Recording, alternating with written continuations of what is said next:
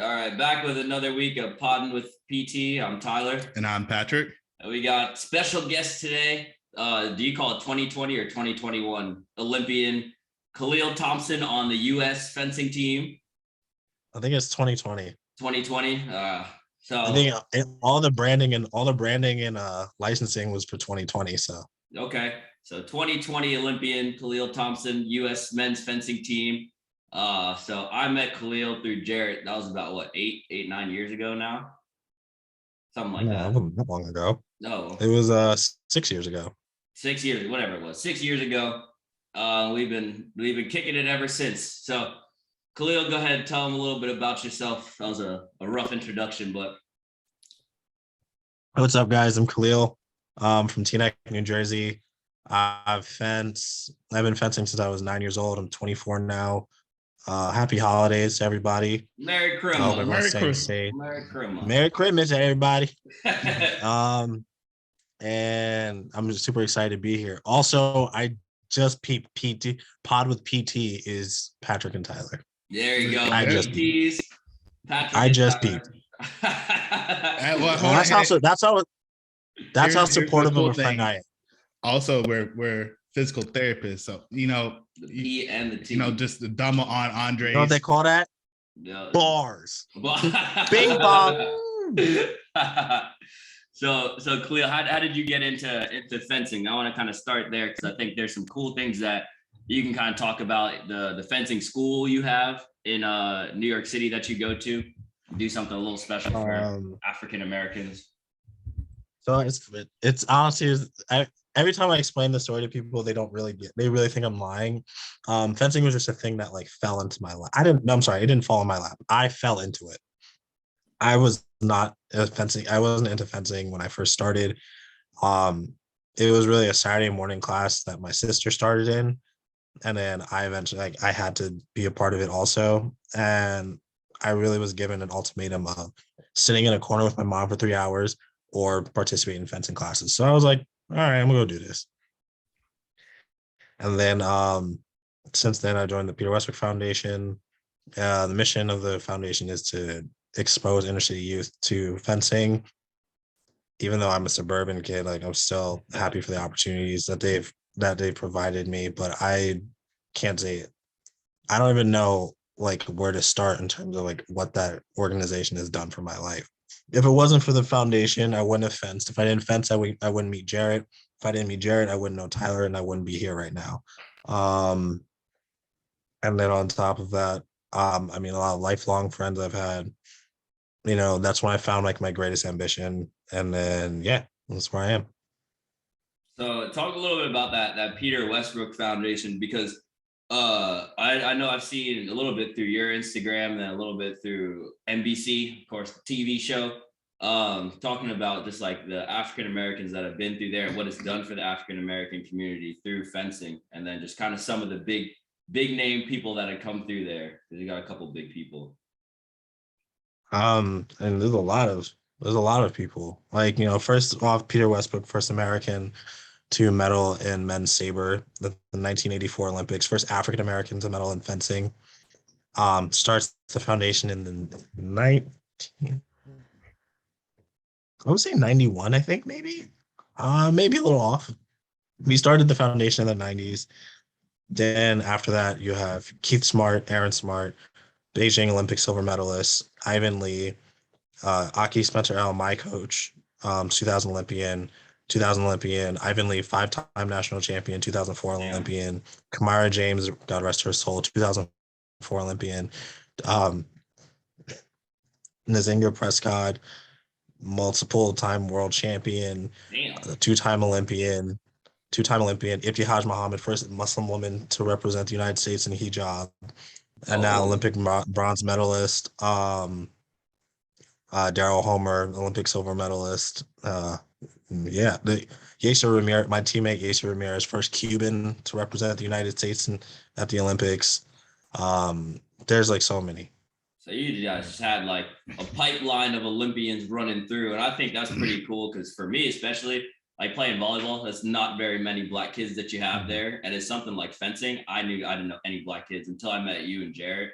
Really, and now just Go ahead. That was like the funny thing is we always have like you guys know that you always have to switch, the code switch happens. Yeah. And then so I'm at the Olympics and I'm training, and then the women's volleyball team comes in and I see this really I'm like, yo, that's not who I think it is. And they look at me, they're like, there's no way. And it was Haley. Homegirl So Haley, Washington. we're like, everybody's like, yo, what's going on right now? And they're like, yo, what? And then it just like, it was just cool. And like, that was a homie. But yeah, Haley and I went to school together at Penn State. Those are my homies since. And then just seeing her at the games, that was mad cool. But yeah, so we always the foundation prides itself on making Olympians, but it's also really trying to teach life skills to kids, because it's like, damn, this COVID thing sucks. Boy, I'm sorry, yeah, I just got COVID, so this is killing me. Oh, Do you think? So when you think about it, it's just like you have all these you have great mentors, because you also have like a lot of the people who are trying to make Olympic teams or have made Olympic teams are all still very young. I'm 24, and I made my first Olympic team. There were people who were younger that made their first Olympic team, and they're still mentoring kids to eventually get to where we are, and then we get to where our predecessors were. Also they teach life skills. It's tutoring, like there's a tutoring program, SAT prep course. There's some help for college applications. Like there's also, you have a bunch of Ivy League graduates and top tier school graduates, so you can like go, like one of our kids that graduated 2 years ago, a couple years ago, one kid that graduated last year is now at Harvard. Another kid graduated 2 years ago is now at MIT. Like we have kids, but they also go to other schools. Like you have some SUNY schools and stuff like that. But there's like 100% high school graduation rate at the foundation. Damn. oh wow. Super important. Super important. We always say that, listen, it's really hard to make an Olympic team. That's one of the first things they tell you, actually, is that, if somebody wants to make an Olympic team, like, yo, you have to know that it's really hard to, and only a small percentage of people do it. But that shouldn't stop you from wanting to pursue something, though. And you can also pursue other things in life as well. So yeah, the foundation's a great place. All right. I have a question for you. So once you started fencing, like, did you, I don't know, the transition of getting to the Olympics, like at some point, did you like, oh, I can really do this? Or did you catch on pretty fast? No, I didn't actually. So I was how do I don't know. So I never so we have our qualification for making a national team and Olympic team is a full year of tournaments that accumulate on a ranking system. So I've never fenced a full season of international tournaments until a few years ago. And there were times where I never broke through. So when I was 17, I tried to make the cadet national team, which is 17 under. I finished that season 9th in the country. Well, a few years later, I stopped fencing for a bit. I stopped fencing internationally for a bit because my ranking was so low. And then because 12 people can travel to international tournaments. So you gotta make that top 12. So I wasn't there for a bit. And then one year I was 40th. And I did well at two events at a tournament. It was 2016. And then I jumped from 40th in the country to 11th in the country in juniors. And then from there, I finished that season 5th in the country and missed making the team again. The next year, I couldn't travel to senior tournaments. The year after I started traveling later that year, and I've been traveling since then. But honestly, it took me a very long time. And to answer your question, I kind of started believing it towards when I made my first national team in 2019. And once I made it, I was like, okay, I was happy, but I was like, yo, the next tournament is the first tournament that counts for the Olympics. So now I just got to lock in for that. And for starters, like so many times where I do well at a tournament, boom, didn't do well at a tournament, didn't do well at a tournament, didn't do well at a tournament, did well at another tournament, did well at another tournament, didn't do well, did well, COVID hit. Oh. So I was like, like qualifying for the Olympics was like a very stressful year, but there was a time where I was like, yo, I was like probably about 2019 when I was like, yo, I can do this. Oh wow. So kudos to Yeah. you just for sticking with it and just like persevering. Cause like first I know a few people just stop. And I was like, all right, there's anything that did you ever feel that way? Like, maybe I'll just keep doing this for fun, or was it your goal to get I to can't see myself fencing just for fun. Just Like about that action. Mhm. Just about that action. No, honestly, it's like this is like I put so much emotional, like financial and emotional investment into this. And like there's so many things like I shape a lot of things in my life around fencing. So a point where I'm like, oh, I'm just gonna go. Because also the people I train with are like also competitive and trying to make an Olympic team as well. So it's like that's like saying, oh, I'm just gonna play pickup ball with NBA players. Like, Yeah. like, right, like right. you're not gonna have fun when you get busted up by these dudes. Um, but and also it's like there was a time where I almost quit fencing though. There was in 20 like in the beginning of 2016, summer of 2016, I almost quit fencing, and then I sat back for a bit, and I was like, nah. Actually, my mentor Peter Westbrook sat down with him, and he was like, yo, don't quit fencing. Like, trust me, this is gonna help you feel better about yourself. I had just gotten diagnosed with depression and anxiety at that point, so I was like, I don't know what I want to do. I was like, maybe this isn't for me, yada yada. And he was like, nah, you gotta stick with it. Stick with it. It's gonna make you feel better. Trust me. So as like the year went on, even though I didn't make the team, I was like, okay, this is helping me out. So I'm gonna stick with the sport. Yeah, I remember that summer 16. That was a that was a wild I was summer. wild ass. I was bugging out that summer. I wouldn't even lie. You could ask But Tyler. I was wild that summer. so that's the funny part is looking back on it now is that 5 years ago, and you having these conversations. I remember in my backyard, like, shit, I don't know if this is right for me. And now looking at you, 2020 Olympian. So it's kind of cool seeing that full circle. But I do want to get into a little bit of that, the mental health aspect that you talk about, because this is a thing that one, especially like COVID wise, I know I've seen a lot. You've probably seen a lot as well. Just like how much the mental health aspect has really affected people's lives. So even being in like the Simone Biles and all the type of athletes that deal with that, how did you kind of deal with that, and what is it like even still, kind of coming from your Yo, perspective? oh, first of all, that Simone Biles thing was crazy. Yeah. That was crazy. No, because we had no idea either. Yeah.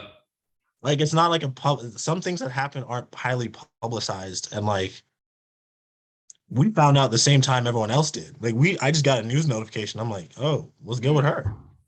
Yeah. I'm like, oh, okay, she's not. But then like when they like later reveal it, and honestly, like it is a serious toll. It takes a lot of toughness, and it's also um like you spend a lot of time in this. Fencing is an individual sport, so you spend a lot of time. You gotta learn how to do things on your own, but also you have to learn how to fight against your own inner feelings sometimes. And this is a tough one. Whenever you have like these moments, like for me, it was always I would like I could tell when something's not going right. When something's not going right, I kind of start talking down on myself. And that doesn't help because you're not, it's like, damn, I can't make another shot right now. All right, well, chuck up another one just in case you can make one. If you make it, damn, great. If you don't, try again. And the same thing in fencing where it's like, dang, I can't score right now. All right, I'm gonna try and get my light on. All right, cool, got my light on. All right, now you gotta get back in a groove, you know?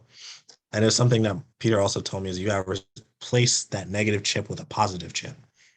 Sometimes you just gotta trick yourself. You know, like I I think I asked somebody, I was like, oh, are you better now? I was like, well, it's not about being better now, because this is something that stuck with me. Like it's part of my life. Like this is who I am. It's just, do I have good days? I have good days, I have bad days, and I have days where I just don't, where it's just And honestly, right now it's just it's about managing it. So I've learned how to manage it. And now it's, some days I wake up, I'm like, I feel a little depressed. I'm like, gotta trick myself into feeling good so I can get out of bed and go live my life. That's a heavy thing, especially like you said, fencing is like a very individualized sport where it's like it's just you and your own head, and then your opponent. Whereas like at least other ones you have like team sports where it's like I got you and these 4 or 5 other people that are gonna help me out on the court right now. So that's a pretty cool thing to be able to say, like, all right, I got to get my positive mindset. That's the thing I'm trying to work through too with some of my patients is like, I can't fully grasp what they're going through. So it's like me as an outside source just saying, hey, you got to think more positive. That it just sounds like a bunch of bullshit coming from me. Or even as a clinician, like some days, like I feel like I don't know what I'm doing. Yeah. Or it's kind of like you feel that imposter syndrome even. So it's like, man, dude, especially being a new grad, you feel everybody is around you's been doing this for what, 10 or so years. And then people are looking at you to like get like, hey, I'm not getting better. Like, what do I do? And there's when you're treating someone, like you don't just leave and ask someone else. It's like you have to give them an answer. And then you give them a plan, and you have to pervade in ways like they have to trust you. So if you come off like self-doubting, like they're not going to trust you and they're not going to get better. So it's like you have to create an environment of healing for yourself and then for them. So it's like kind of like those same type of mentalities. He was like, all right, you're like, look, I'm here for a reason. I got it. And just like pushing through, because like I've had some of those days I'm just like, wow, I really don't feel like I was supposed to be here. Yeah. Honestly, it really feels like that. And I think I'm lucky because now like there's more Black people in fencing right now. And it's the foundation. I have like a safe space where I can talk to people about certain things. Like I never bash on anyone in fencing at all. But it's not easy being Black in fencing. It's not. It's like this. That's honestly like I would go from in high school. I would go from all Black Hispanic public school to fencing competitions and have to go back to school and stuff like that. So like the code switch was always on and off. And then at some point, it was just like trying to lead this like double life kind of, and it's like, nah, man. Because then it was like, oh, dude, you act this way, but you're not. You act this way to one person, but you act differently to another. It's like, no, I'm just being me. I just have to operate differently in different rooms. Now it's just like, no, I'm just gonna be me regardless. Especially with having like my friends around, it's just like there's no culture clash. They understand, or the non-Black friends that I have, they understand. They're like, yo, we don't fully get what it means to be Black, but hey, well, listen, whatever.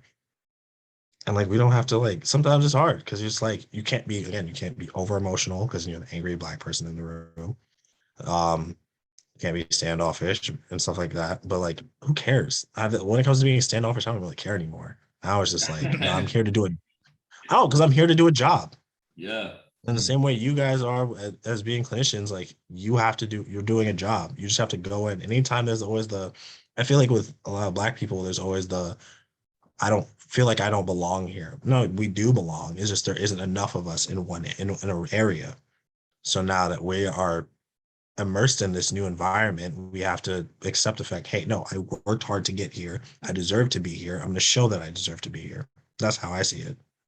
Yeah, that's honestly a good way of looking at it. Because like you said, Pat, there's some days, and I know there's days where I treat like shit, and I look at myself, I'm like, I don't know if I really know what I'm doing. Or someone will ask me like 10 different questions. I'm like, dog, I have no clue. And but I gotta like trick myself. But I can tell the days that I think more positive are the days that I'm just like, all right, I'm gonna go into this. I don't care what they say. This is my plan, and this is how I'm gonna answer the questions. It's like that's when I know the days are a lot better for me. But the days where I go in there and someone asks me a question that I wasn't expecting, and now I'm starting to doubt myself, I can see like the snowball effect. I had I think it was like one of the very first patients I had.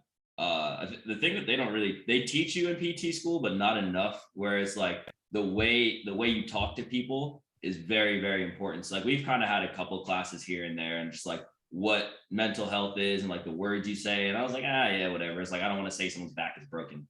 So I'm like, to me, it was a very like, I think superficial thing, but it wasn't until I first started working and understanding it more that it was like, there's a lot of like deeper levels of things. So if you say to someone like thoracic outlet syndrome for one of them, it's just like a diagnosis. One of my patients responds, she's like, I have a syndrome now. And I'm like, it's realizing the words you say to people and how they interpret things, and like learning how to tailor different, I feel like just different things to people is a pretty cool thing. And just learning that now and like starting to see the mental health aspect of it. You guys got to be a little more careful with your words. Dog, that's what it's called. It's called a syndrome. That's what I it's know. called, TOS. I know, but it's funny. Like we always work with a physician or a clinician for our team that travel with us to tournaments or camps. Actually, funny, Patrick, Tyler's boss was our Oh yeah. for a camp in LA. Oh wow.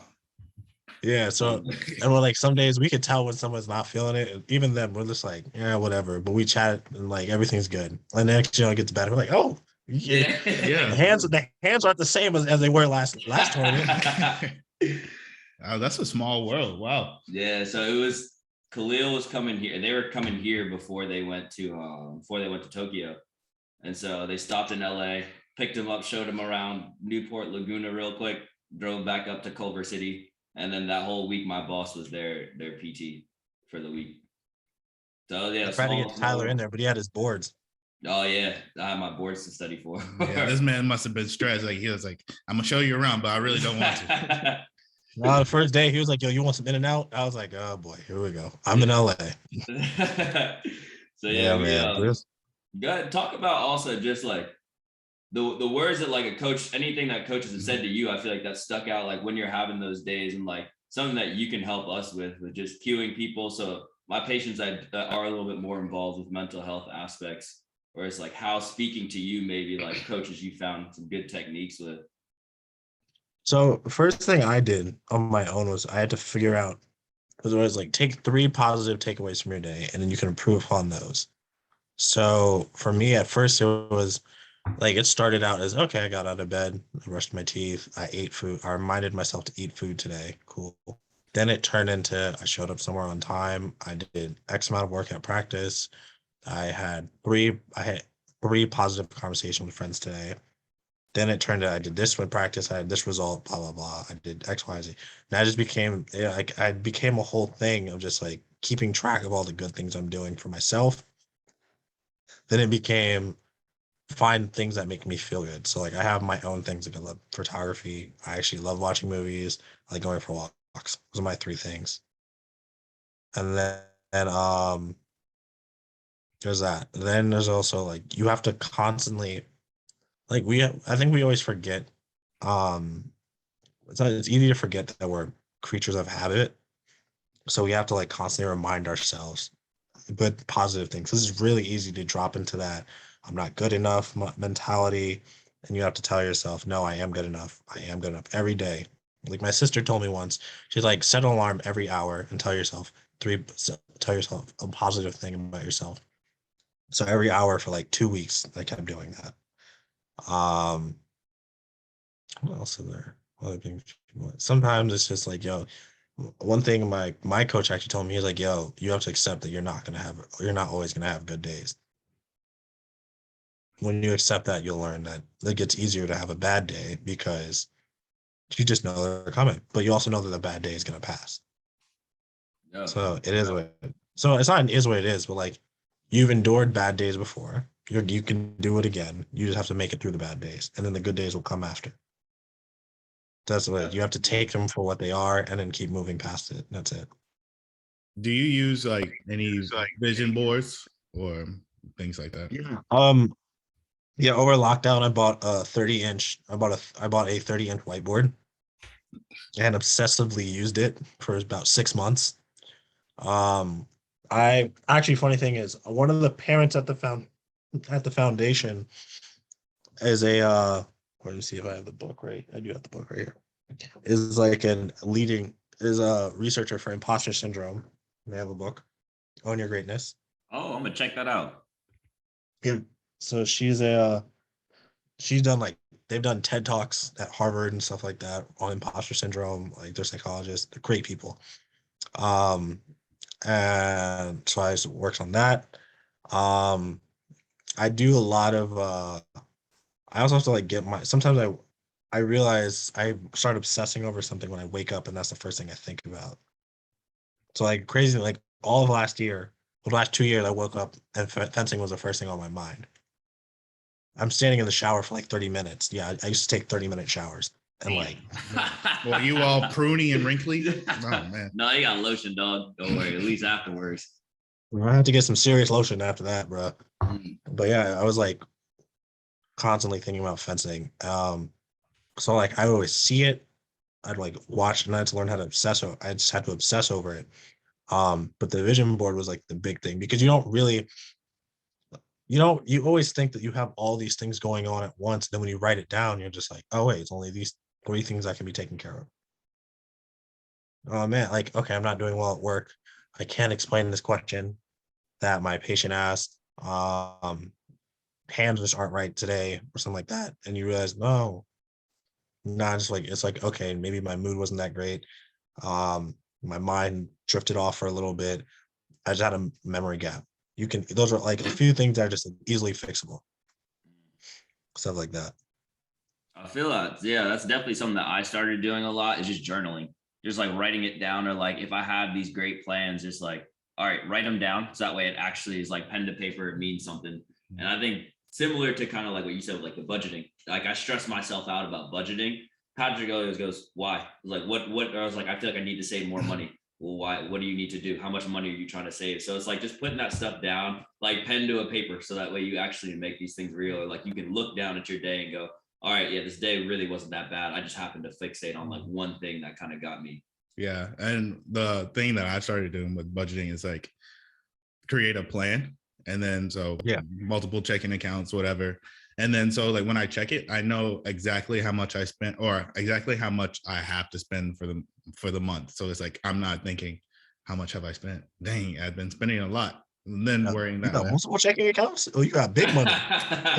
well, so money. so one is like one's a savings. So as soon as I get it, I just transfer it to my savings. So I leave myself $500 in my checking.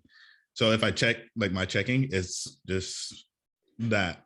So I have a checking account for my monthly budget to buy whatever I want, and then I have a separate checking account for expenses. Like That's the fire. fixed expenses. I actually thought about this yesterday. I was like, dang, it would be nice like if I had a second account just for my expenses, and then Go ahead, get I your had another account bill. just for. And so that's what I do. So Honestly, it's like, all right, honestly, bro. And so like I know I already know how much I'm spending rent, whatever. So those goes into that one checking account. So hey, I got myself $500, and every time I check it, I still got a couple $100 left. Let me buy something. So it takes the stress out of it, and then I know, all right, I have a plan. Yeah, I actually funny thing is I have 2 journals now. So I have one for whatever's on my mind and one just for strictly for goals and stuff like that. So I don't ever conflate the two. That way, so I never like have moments where I mix up like, dang, I really want to do this, but this is how I'm feeling. Yada yada. No, let me get all these feelings out of the way first so I can objectively think about where to move forward and how I can move forward. Because sometimes it's really easy to be like, dang, I really want to do this, but I don't know how this person's going to feel about it. They're probably going to say no. How is someone going to say no? No one can say no to you without trying. Yeah. Like you have to communicate with them first. You want to raise, you got to communicate that with your boss. You want to have more time in practice, you got to talk to your coach about that. Or just figure out in your own schedule, and that's how I see it. So I used to learn how to the first journal was strictly feelings. And then I was just like, okay, cool. But now I have all these ideas in my head. So now I just like have a separate journal just for ideas. That's a great idea. But for me, I have a hard time. If I journal, I have a hard time making that a habit. It's like I pick it up like the first couple of days, and then I'm on it, and then a week goes by, and then I haven't touched it. So that consistency is tough. Just starting new habits. I feel like you're forcing it if you have to do it every day. At one point, I was doing it every day, but I haven't journaled in like weeks. Okay. Because I feel like you can't write. There's nothing also is you have to allow yourself time to really. Dang, I'm missing the word right now. But you need to allow yourself time to digest what you're feeling, and then be able to figure out how to put it to words. Like you can't just say, like you really need to identify what it is that's making you feeling a certain way, how it makes you feel, what you're feeling physically, mentally, all that stuff. Because at some point, at least for me, I realized I was writing the same thing in 5 different entries, and I was like, I'm not making any progress right now. So I need to I had to spearhead that, figure out what was going on. And I was just like, I haven't journaled since August. Oh, that's dope. I feel like it's kind of like what you said. If you can't force it, I feel like your body's gonna resent it at some point. I feel like you gotta just let it come to you.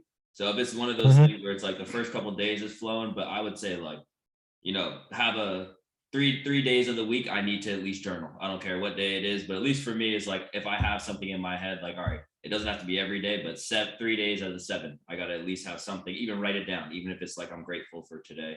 Something that at least gets my mind back into the thing. So it doesn't always have to be, all right, what did I do today? What did I learn? What did I this and that? So I think some of that is kind of more free flowing and it makes you want to do it.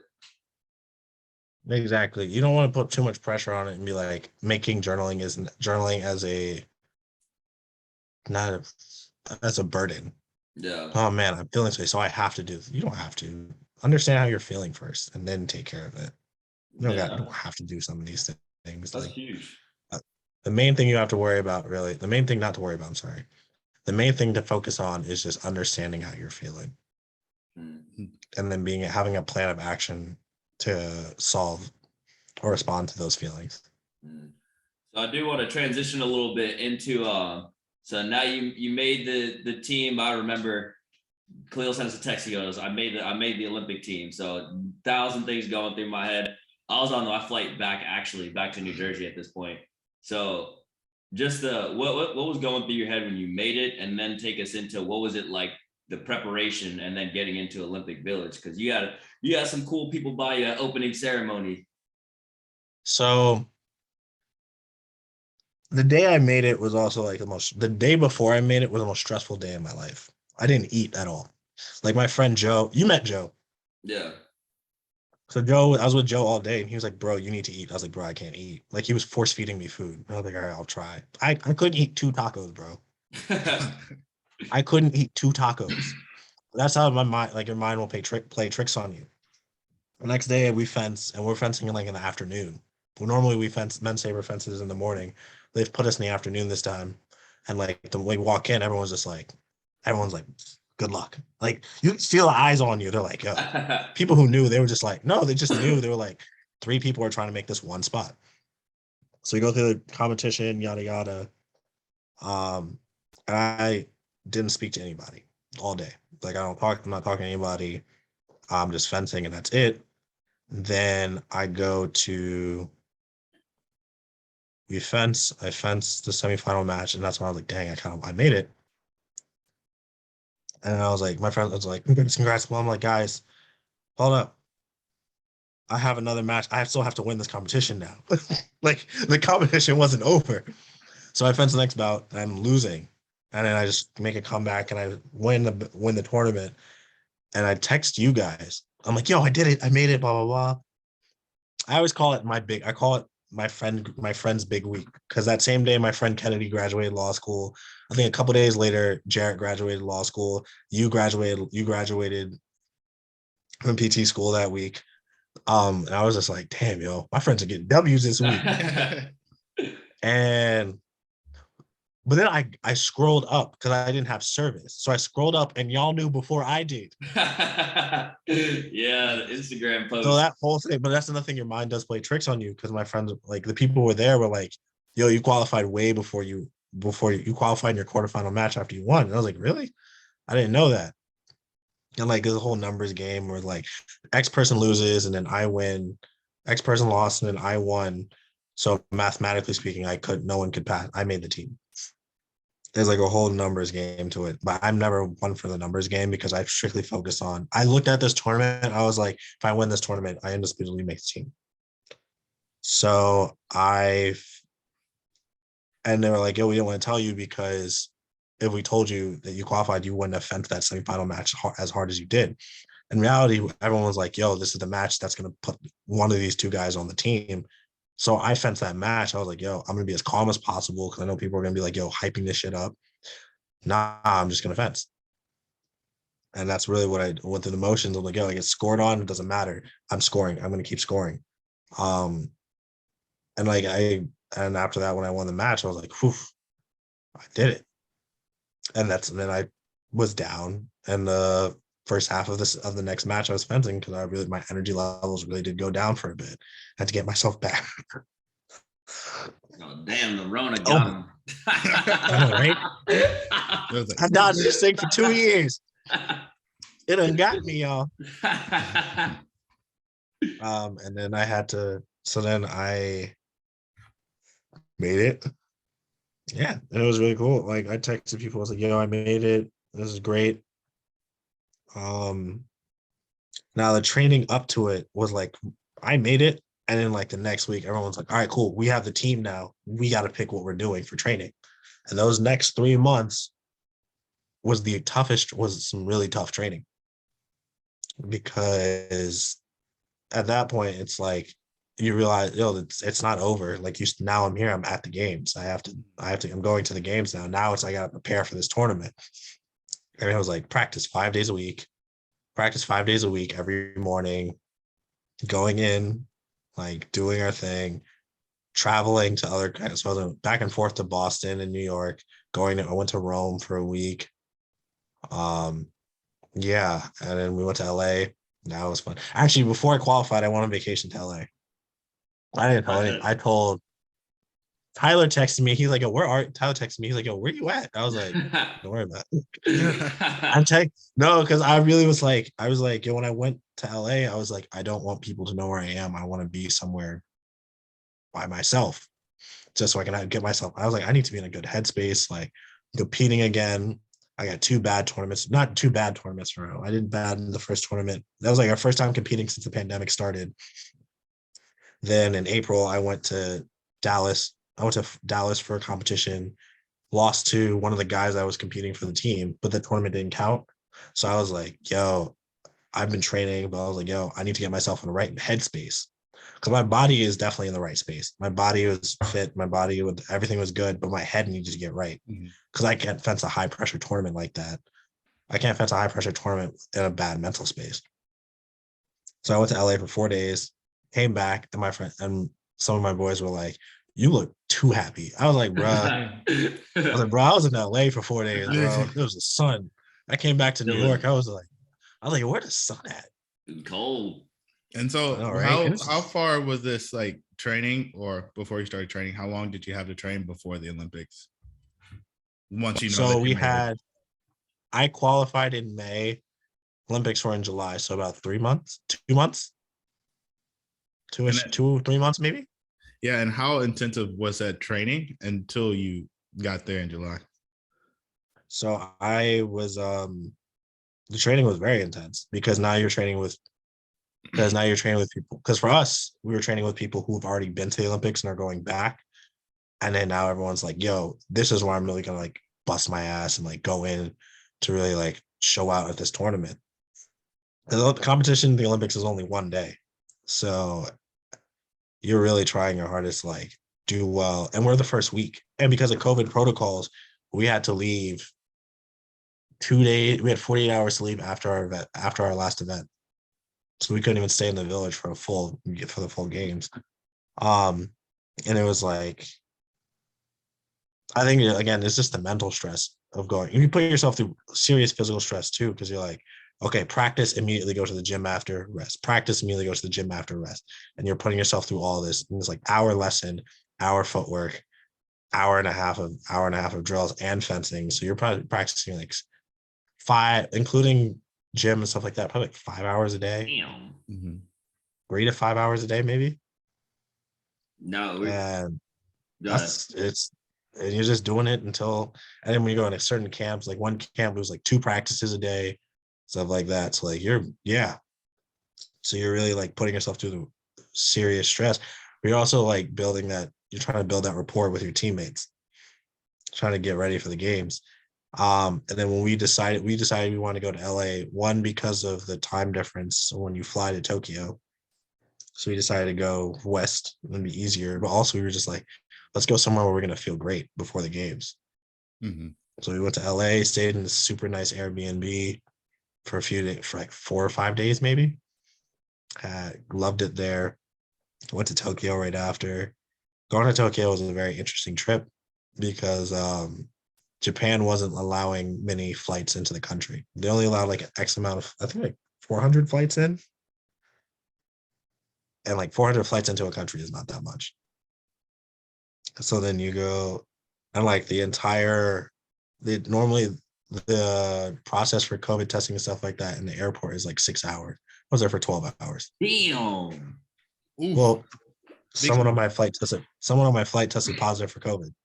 Dodged that one though. I would have been sick, literally. But So it didn't have. Someone tested positive for COVID. It took us forever to get to the village.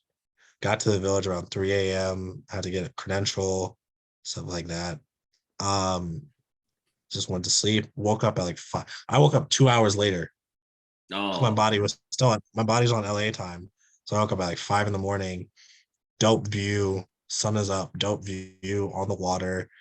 And this nice apartment with my boys, and it was just. I was there for 2 weeks. And it was really nice. Bags come in, get all the stuff, and then training at the game. Training at the games also. You're fencing. I was a team alternate, so I didn't have to do anything, and I only fenced the last day we were there. So I only fenced the team competition. So I was just really one helping the other guys in the individual competition get ready, and then once that happened, I had to switch to getting ready for the team competition in case I went in. And that's really what it was. It worked out a couple times, but really just focused on fencing. My coach didn't have COVID, but he was put in quarantine, and their quarantine there is insane. They're like hardcore putting people in other hotels. Couldn't see him or talk to him for like 2 weeks. Well, so damn. the entire trip we were there. I had to take lessons from another coach while I was there. Yeah. So Yeah, man. when you got to opening ceremony, what was opening ceremony like? Because I saw was it Nike or was it Damian Lillard's? Oh, Damian Lillard. That was cool. Damian That was cool. That was cool. Opening ceremony was dope, actually. Like you got dressed for opening ceremony. You gotta take buses there. First first big celebrity I see was JaVale McGee, Yeah. and then talking to some other people, and then I see two women walk by. I see read one of their names on because everyone's name is on their mask, and it said Bird, and I was like, oh my god, Sue Bird. Oh, damn, yeah, Sue Bird, yeah.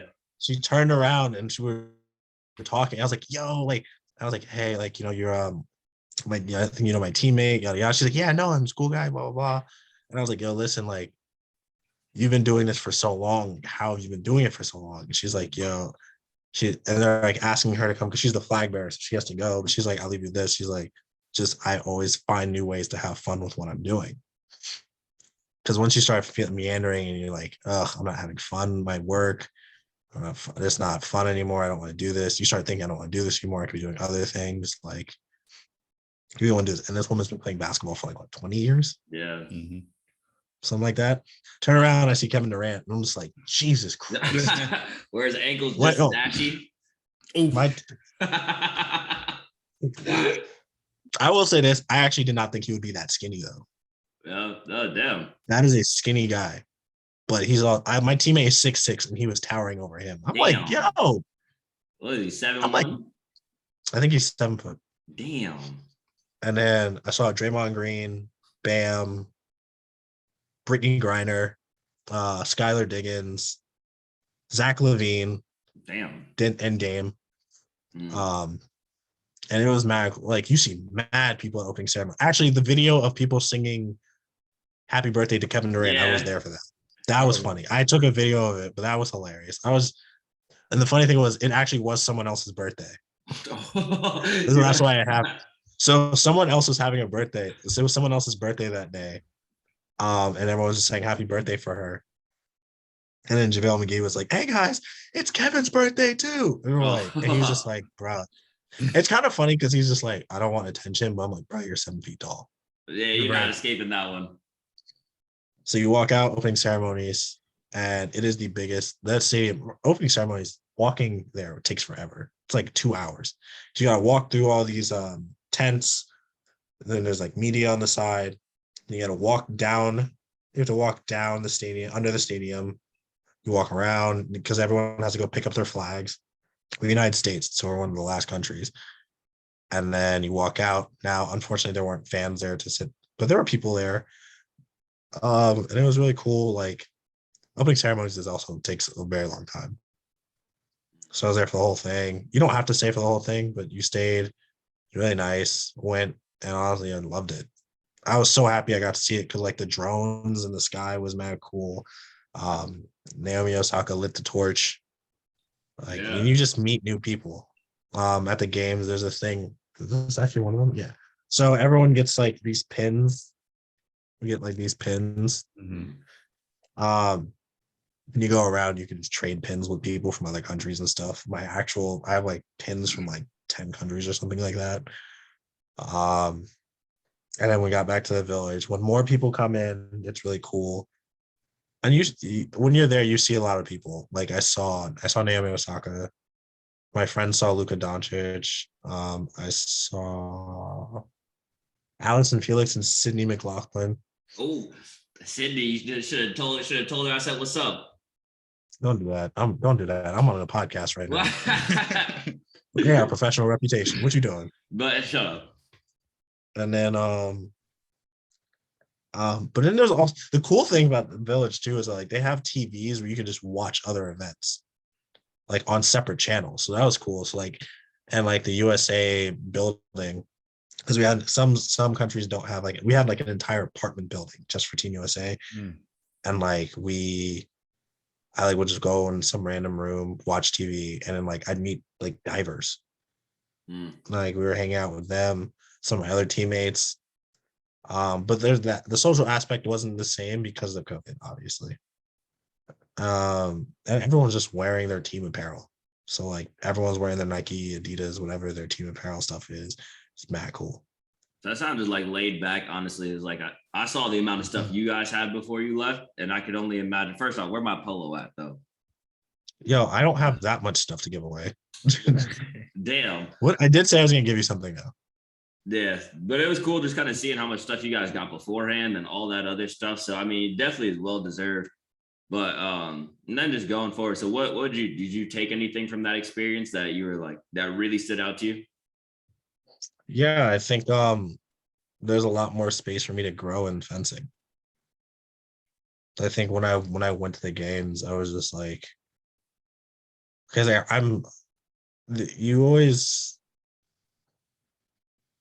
you don't really like acknowledge, like it takes you could see the people who have been there before, and then you could see the people who have never been there before, and you could see the people who can handle pressure and people who can't.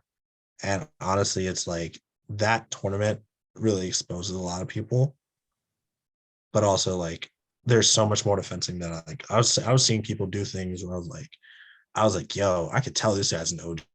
Like he's been around the block a couple times. He already knows how to handle this tournament. So like that. And then there's some people who just like their nerves get the best of them. And that happens too. But really, like when I saw it, I was like, yo, there's so much more room for me to grow in this sport. Like I've only been to one World Championships and I won Olympic Games. Like there's the ceiling is higher than I thought it would be. But that's okay. It's all about just getting up there. It's just all about getting there. That's it.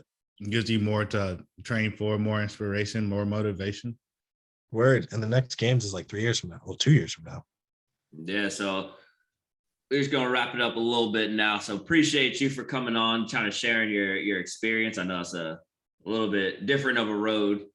Always here for my guys. So we're gonna see you in the next Olympics, 2024. We hope so.